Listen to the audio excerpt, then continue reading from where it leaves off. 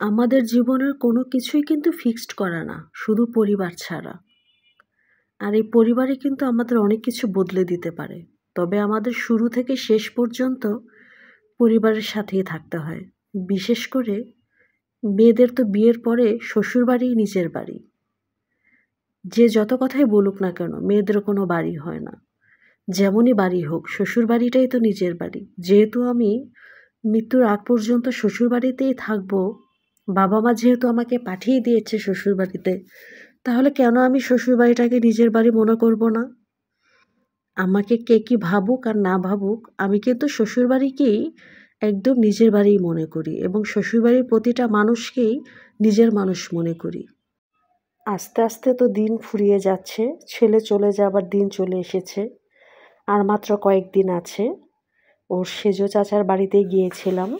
আমার ভাসুরের মেয়ে অনেক ভালো মোমো বানায়। এর আগে অনেকবার খেয়েছি। ও যতবার মোমো বানিয়েছে, আমার মনে হয় না যে আমাকে ওর দাওয়াত করা মিস হয়েছে। সর্বগুণে গুণান্বিতা। আগে অনেক প্রশংসা করেছি। এখন হয়তো সে আমার ভিডিওটা দেখলে হাসবে যে কাকি সবসময় মোমো খেলে আমার প্রশংসা করে। ভিডিওতে এসে ব্লগে আমাকে নিয়ে বলে। আসলে ভালোবাসা এমনই। নিজের মেয়ের মতো মনে করি। অনেক মায়া, অনেক ভালোবাসি ওদের সবাইকে। প্রত্যেকটা মেয়ে আসলে শ্বশুরবাড়িতে চলে যাবে। ওরও একদিন বিয়ে হয়ে যাবে। তখন আসলে এগুলো স্মৃতি হয়ে থাকবে। ভালো থাকুক প্রিয় মানুষগুলো। অনেক আড্ডা দিলাম। ছেলেকে নিয়ে যে অনেক গল্পগুজব করলাম, মোমো খেলাম, আরও অনেক ফল ছিল, সাথে চা খেলাম। রাতের বেলা ডিনারের আয়োজন ছিল।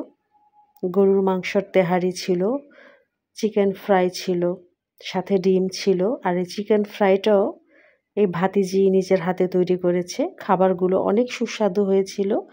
যদিও আমি একটু অসুস্থ, খুব ভালো মতো খেতে পারিনি, কিন্তু খাবার খুবই টেস্টি হয়েছিল। সবাই অনেক প্রশংসা করেছিল। ভাবির হাতের তেহারিও খুব ভালো হয়েছে। একসাথে সবাই আড্ডা দিলাম।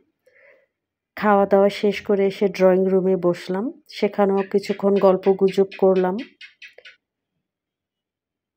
তারপর দই মিষ্টি আমরা নিয়ে গিয়েছিলাম। একসাথে সবাই খেলাম। ভাবি সবাইকে দই দিল। অনেক গল্পগুজব করলাম। গল্প করতে করতে রাত্র হয়ে যায়। তারপরে আর কি বাসায় ফেরার পালা। আসলে এগুলোই স্মৃতি হয়ে থাকে। শ্বশুরবাড়িতে আসলে নিজের বাড়ি মনে করে প্রত্যেকটা মেয়ের এভাবেই থাকা উচিত আমি মনে করি। আমারও এত বছর সংসার হয়েছে, বিয়ে হয়েছে।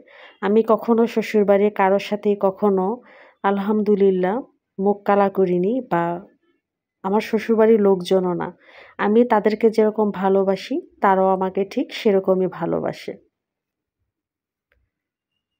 সবাই দোয়া করবেন আমার শ্বশুরবাড়ির প্রত্যেকটা মানুষের জন্য, সবাই যাতে খুব ভালো থাকে।